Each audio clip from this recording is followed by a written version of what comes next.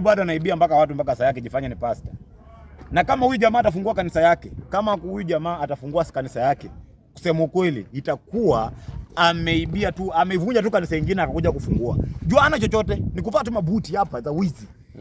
Pastor vijana mteule sijui Steve, matako ya mama yake. Mimi nasema lazima atambue jicho la tatu la dunia. Na sasa anasema eti shetani ako na nguvu kuliko, alafu anataja Chief Bernard mwenye yuko. Ndugu yangu, mimi nimesema kama hata niua niue. Lakini mimi najua hata anafika hapa anarusha.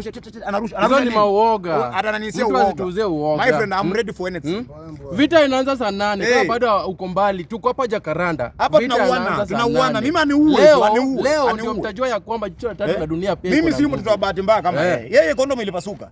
Kuna sande kaanguka chini, mtoto ndio maana yake akili yake ifanye. Acha ujinga. Pastor mteule, acha ujinga. Leo tunakuonyesha mambo. Matako ya nyanya yako bwana. Mimi bado narudia nikisema matako ya nyanya yako pastor vijana. Umbwa wewe Gasia. Taka shindisha fua chiro funo kumnikero kwa karata simbwa.